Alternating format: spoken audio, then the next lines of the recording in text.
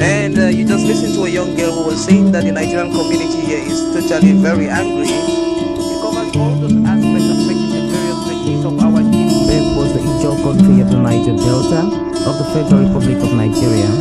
He went to several schools. His major academic genesis was at the government college, Ujeli. And go gather, destroy their food.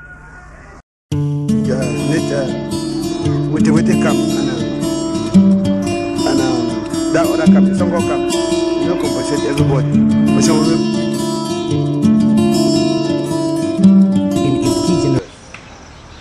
Good day, Your Royal Highness, Chief Jonas Enenge Arrey. Thank you very much for talking to the African Center for Community and Development and to people, places and events. Thank you very much. You're welcome. You are the traditional ruler of which village? Etoko Mbatop. Where is Upper Banyang? Upper Banyang is in what division of Cameroon? It is in Manyu Division of Cameroon. And in the southwest region? Southwest region. What do your people do? Are they farmers? Are they hunters? Or fishermen? They are traditionally farmers from the start of their life, and they are also hunters and fishermen. They do a little bit of cash crops. That is, they plant cocoa, coffee, and some other like mango and some fruits like oranges that fetch money for the community.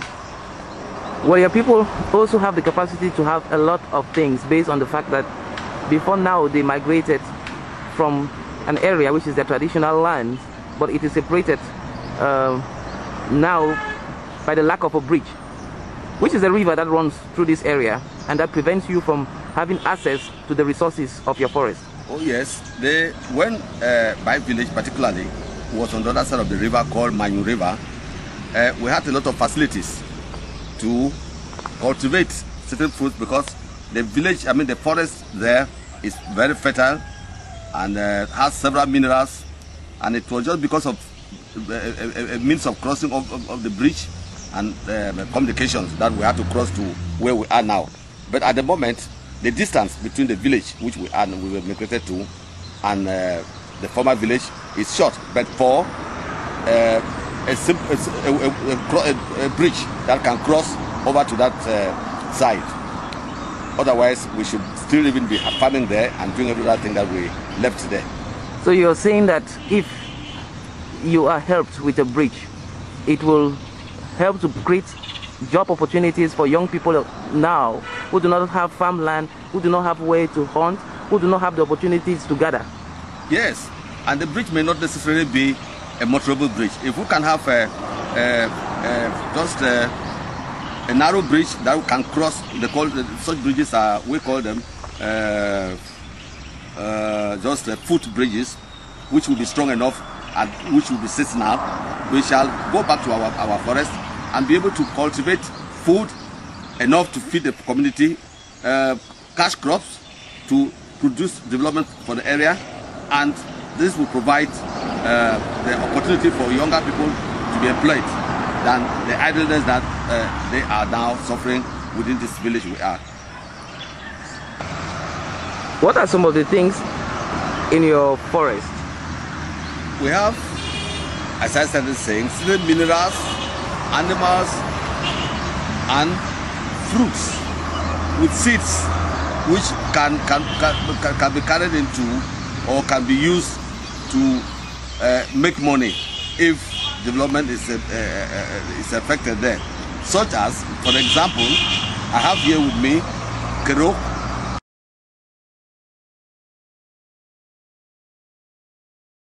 It's a sort of onions. They call it country onions. They call it country onions, and it is much there. It just needs some sort of activities to develop it, and it will be sold all over because it is being used in the whole of Africa. It's a wonderful spice. It's quite a spice, just like we use the rest of the spices that are imported. This is bitter cola. We use this for, we call it in our tongue, enyenye. and we use it for digestion. We used to chew it, and then when you are constipated, you use this bitter kola. It will drown down the constipation immediately, and it is one of the trees that we have so much over the river there, and which needs. And they also say bitter kola is an aphrodisiac. It's used for people who have sexual deficiencies.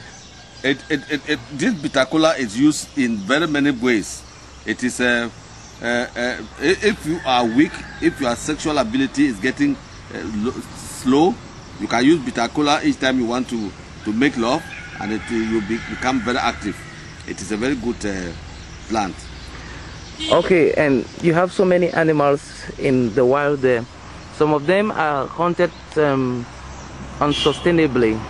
Can you list me some of the animals you have in this forest, maybe with their traditional names? Yes, we have deers. How are they called? Traditional? Traditional is so. They call it so. We have antelope. We call them nku. And then we have hares. We call them zetiet. We have porcupines. We call them yoke. And in fact, so many that have been left there. Do you have leopards? We have leopards. I'm sitting on the skin of one, and these animals are although they are species which are not supposed to be killed, but there are many. They are getting many, and then but people are not there.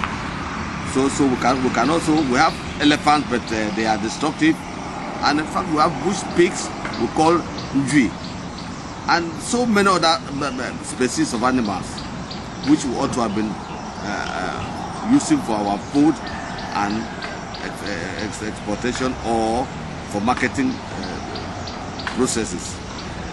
Okay, one of the most important things now about forests is conservation. These animals, would you like an international organization to come in to conserve these animals, or to conserve your forest, or to use your village community as guides to take them into conserved areas to see these animals, to watch birds, to research on the medicinal plants you have there? Can you tell the world what you want to be done? Can you ask for sponsorship and funding? Oh yes, I will be very grateful. I will if we can have any group of people that can come from abroad or from anywhere to participate or meet us, and I will direct them, or any of my people in the town, direct them to the forest to be able to do something to help cultivate means of getting these fruits, trees and animals, so that these animals are not destroyed carelessly, but you use them so that they are done for the interest of the villagers. And in this wise, villagers will be employed to work with this foreign body that may come to help us. A lot of people will benefit from traditional plants, non-timber forest products, medicinal plants, and also from the animals, the many animals that are in this forest. So the chief has been calling on international organizations, funding partners to work together to sustain the resources of this area. He has called on them to work in partnership with local organizations interested in the sustainability of livelihoods in this region. So thank you very much, Your Royal Highness, for talking to people, places, and events, and to the African Center community and development. Thank you. Sometimes. Today our focus will be on the style of J.P. Clark, a poet and writer, and we shall also be very interested in his poem Akbar Dancer. Some lives are meaningful, some are empty. There are lives that are eventful, with too much meaning and riches to offer humankind. Long after some of these earthly adventures and no more, one can still find footprints of these great lives on the pavements of our contemporary lives. Good evening, you're welcome to the program Green Planet.